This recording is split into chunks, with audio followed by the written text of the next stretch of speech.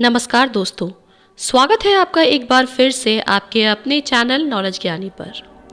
दोस्तों, पिछले वीडियो में हमने ये जाना कि हमारे पौराणिक काल में एक से बढ़कर एक ऋषि, मुनि और ज्ञानी हुए हैं। इन्हीं तपस्वियों में से इन्होंने अपने ज्ञान के बल पर हमारे भूत, वर्तमान और भविष्य को प्रकाशित किया है और आने वाले भविष्य को भी प्रकाशित करेंगे, हमें रास्ता दिखाएंगे। ऐसे भी तपस्वी हुए हैं जिनकी दी हुई शपथ या आन को मनुष्य ही नहीं बल्कि जानवर भी मानते थे।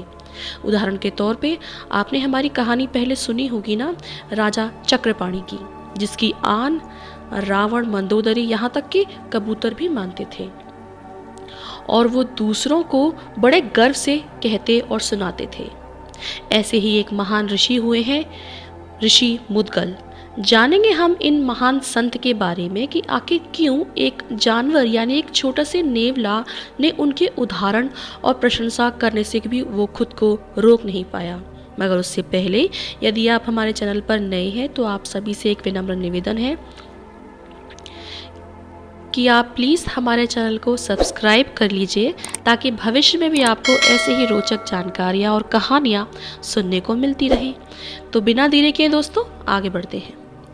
दोस्तों, हम जानेंगे आज इस कहानी में ऋषि मुद्गल जी के बारे में। ऋषि मुद्गल अपने परिवार के साथ वन में रहते थे।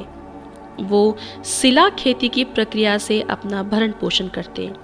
दोस्तों, सिला खेती वो होती है जिसमें फसल की कटाई के बाद जो बाली रह जाती है उसे बीनकर अपना धोकर पीसकर भोजन पाते थे सत्तू के रूप में। साथ ही जो कोई भी साधु संत उनके दरवाजे पर आता उसे वो सादा सत्कार करते और बहुत ही प्रेम पूर्वक भोजन कराते और यदि कुछ बच पाता तो वो स्वयं पाते। कहने का अभिप्राय है कि उनका तप और दान दिन प्रतिदिन इतना बढ़ता जा रहा था कि एक दिन स्वयं इंद्र ने देवदूतों को भेजकर उनके लिए सिंहासन भेजा। एक समय की बात है कि वे अपना भोजन पा रहे थे। भोजन पाने के बाद पानी से अपने बर्तन धोकर उन्होंने झूठा पानी बाहर फेंक दिया। वह पानी एक गड्ढे में जाकर भर गया। वहीं पर कहीं से घूमता हुआ एक नेवला आया और उसे प्यास लगी थी। उसी गड्ढे में से उसने पानी पीने शुरू कर दिया। उसने देखा कि जितना हिस्सा उसका पानी में था वो सोने का हो गया है। उसने सोचा, जब एक ऋषि के तप के प्रभाव से मैं सोने का हो गया तो सम्राट युधिष्ठिर तो राज्य में इतना बड़ा राजसूय यज्ञ कर रहे हैं। यदि मैं वहां जाऊंगा तो पूरा सोने का हो जाऊंगा, क्योंकि वहां तो एक से बढ़कर एक दान किया जा रहा है, पुण्य हो रहा है।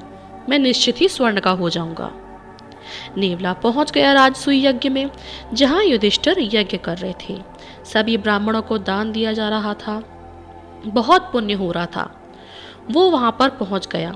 वहां पर भी उसने देखा कुछ छूटे टुकड़े पड़े हुए हैं ब्राह्मणों के और पानी भी है झूठा। तो उसने जाकर के पानी में जाकर लोटना पीटना शुरू कर दिया, ये सोचकर कि वो सोने का हो जाएगा। परंतु वो सोने का हुआ नहीं। उसे ऐसा करता हुआ देखकर पांडवों ने पूछा कि ये तुम क्या कर रहे हो। इस पर नेवला बोला, बड़े आए यज्ञ करने वाले, यदि तुम इतने ही बड़े धर्मात्मा होते, तुम्हारे तप में बल होता तो अब तक तो मैं पूरा सोने का हो गया होता। तुमसे बड़े तो ऋषि मुद्गल हैं, जिनके झूठे पानी में जरा सा मुंह लगाते ही मैं स्वर्ण का हो गया। मानो या ना मानो, पर जो बल उनकी सरलता, तप और दान में है और तपस्या में है, वो आपके यज्ञ में कहाँ। मैं तो उनके झूठन में ही सोने का हो गया, परंतु यहाँ तो मैं सोने का हुआ ही नहीं। इतना कहकर नेवला वहां से चला गया। तो दोस्तों, आशा करती हूँ आपको आज की ये वीडियो पसंद आई होगी। इसी के साथ until the next video, good bye and take care. Radhe Radhe.